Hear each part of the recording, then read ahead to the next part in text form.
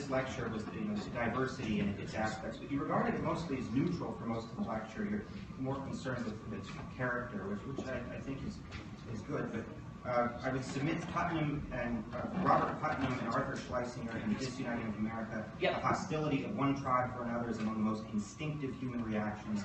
Mass migrations have produced mass antagonism since the beginning of time. Right. Schlesinger, looking at the list of the most trusting places, Putnam. No, I mean, I know the Putnam argument, so I know where, and the Putnam argument, essentially, and he's made this argument now. Putnam's a leftist, by the way, Robert Putnam. And he's very upset with the idea. He wanted to go with the diversity as our strength argument, but it turned out that in many cases diversity was not our strength when there was diversity of values. There are three types of diversity. I really only talked about two. I talked about diversity of thought, right, and I talked about diversity of race, right, diversity of ethnicity. There's a third type of diversity that's slightly deeper, and that's diversity of values. Within diversity of thought, there can be disagreements, right? But at the very end, as I suggested, there are certain values we all have to hold in common, right? And those values that we have to hold in common are deep and abiding and cross-racial, or can be cross-racial. So what Putnam found in that same book that you're talking about, and when he studied this issue, what he says is racial diversity, without any other driving factor, all it does is create more protest marches and interracial conflict. The exception to this is when people have a common goal in a community, which is why we have to have social fabric. It's why we all have to agree on basic values, like freedom of speech, like basic decency, like don't knock some girl up and run away, like make sure that you pay for things, like taking care of my wife is my business and taking care of your wife is essentially your business. Right? We have to agree on values. If you do that, then racial diversity is a neutral. It doesn't make a difference at all. Because racial diversity has nothing. Once you don't have diversity of deep values, and we all have the same values, who cares what color your skin is? The problem with diversity is when there is a diversity of value systems entirely. And even the left agrees with this, by the way. The left, for example, wouldn't suggest that a community is made richer by a group of people who come in and then suggest, for example, that they get to just kill everyone. Right? This is not a community that's been made richer by a diversity of values. So the solution is so racial diversity correlates with conflict when there is no commonality of values. The solution that I have suggested, and the traditionally American solution, is that we need commonality of values and unity of values, and then racial diversity becomes a neutral. I mean, the only advice I would say is you have to walk toward the fire, meaning that it is a hostile world. You have to embrace the fact that it's a hostile world and stand up for yourself. I mean, I think that what tends to happen is all of these attitudes about white privilege and institutional racism and calling people who are conservative inherently racist and calling them sexist, bigot, homophobes, etc. Yeah, all of this is an attempt to shut you up and make you quiet down. And I don't think that you have to shut up or quiet down. And I also don't think that you are obligated in any way to answer charges of racism with with full-on discussions. I think it's actually a waste of time. Because all that is it's a character slur. It's not an argument. It's an emotional appeal, not an actual argument. So, next time somebody calls you a racist, the proper answer is not, let me explain to you all the reasons why I'm not a racist. The proper answer is, you have no evidence I'm a racist, but you're calling me a racist anyway. That makes you a jackass.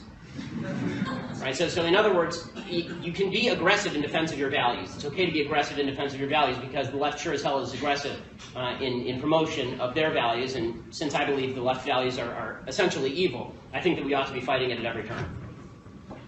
Right? So I believe of course I believe women should vote. Of course I believe that women should be able to hold any job they want. I grew up in a house actually where my dad was at home and my mom worked. My wife is a doctor. Right, and she took off a year to have our baby, so she's having it all, which is great. So, in that sense, I certainly consider myself a feminist. I believe that women should be able to make whatever life decisions they see fit. That doesn't mean all life decisions are equally good, but men should make decisions they see fit, and if those decisions are bad, live with them. The problem I have with the feminist movement is twofold. One, they've decided that female equality means also that biology no longer exists, meaning that if men don't have to have babies, women also don't have to have babies even if they get pregnant, so I get to kill this thing. Or I get to randomly decide it's not a human. That I find offensive. And then the other thing that the feminist movement has done, and this is where I think the feminist movement went wrong, is they made the absolutely correct point in the 50s and 60s, men act like pigs. Right? Men act like pigs, they're mean to women, they don't allow women into the workplace, all of this is bad. Right? Women should be able to have all these opportunities that men have. Right? Based on merit. Not based on lower end standards, based on merit. Right? And then the feminist movement went further. They said men act like pigs, Therefore, we should, instead of calling on men to stop acting like pigs, let's all act like pigs. This will be the new standard, right? The new standard will be not that men should stick around and be responsible for the women with whom they have children. The standard should be that women don't need men. A woman doesn't need a man like a fish and doesn't need a bicycle, right? Except it turns out that women actually do need men and men need women. It turns out that we all need each other in a certain way, and when it comes to marriage and raising children, you certainly need your partner. You certainly need your partner. This is the problem I have with feminism. So the basic principle, of course I agree with. It's that the feminist movement, as it has been iterated and as it has changed over time, has become more and more radical to the point where they want separate standards for men and women, which is precisely the reverse of equality. They want standards lowered for women in particular areas, which is precisely the reverse of equality. They want to say that they have extra moral authority to decide whether a human being is a human being or not just because you're a woman, which I find utterly offensive. You know, so am I traditionally, again, according to your definition, absolutely I am a feminist. According to the feminists, no, I'm not a feminist because I don't believe in a lot of the evil things they're pushing. So my colleagues here felt it was necessary to come up and say I'm a Democrat or I'm a Republican. I guess one big question, especially when it comes to diversity, is why are we not talking about being Americans again, as a whole? I'm a big believer in coming to the center, etc. I think black, white, pink, purple, red, and blue come together, and it's ideological and very big dreaming. But that conversation is not really brought up that we're Americans. We fought and bled together in dozens of wars. Why is it that we've got to go towards these negative aspects of each party, and we're not coming together and saying, hey, we got a terrorist country state over there that's going to kill us all? Well, I mean, listen, first of all, I think that at the end of the conversation, that's essentially what I was saying, is right, we should be able to come together across political aisles on a few basic principles, even if we disagree about same-sex marriage, right? Like we should be able to come together about these certain basic principles.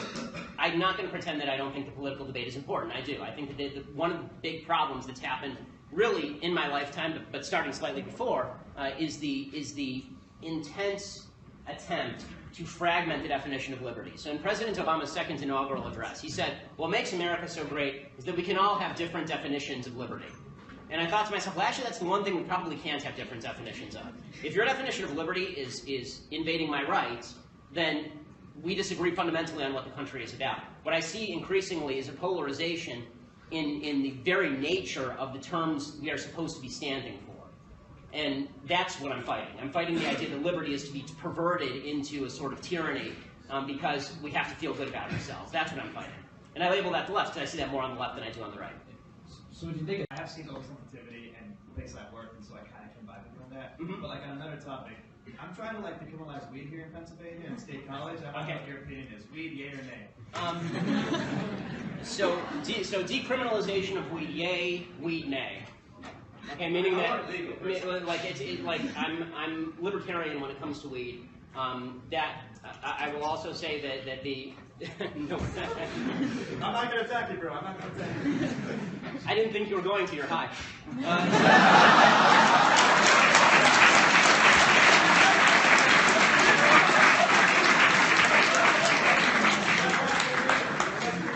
Weed's a downer. So in any case, so to finish the thought, I'm for decriminalization of weed, but I find people who smoke weed to be losers.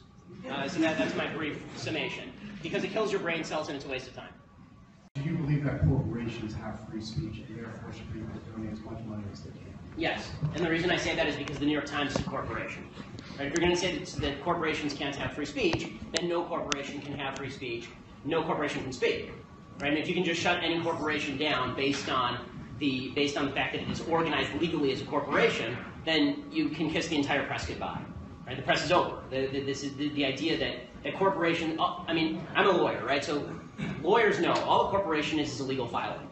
I could become Ben Shapiro LLC literally tomorrow with an $800 deposit in Sacramento. Should I then be barred from speaking my mind? No, it's silly. It's silly. The reason, the idea that because I filed the corporate filing, now I've been barred from free speech is silliness. So I don't understand why legal filing should impact this. The real complaint is that rich people somehow get to buy more stuff. Well, welcome to America, where rich people get to buy more stuff. Yeah.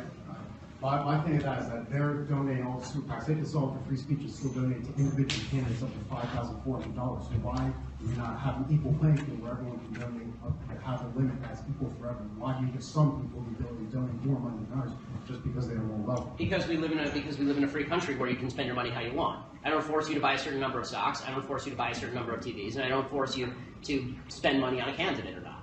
If I want to spend, by the way, the idea that there's a high correlation between people spending a lot of money on campaigns and victory, Jeb Bush would tell you otherwise.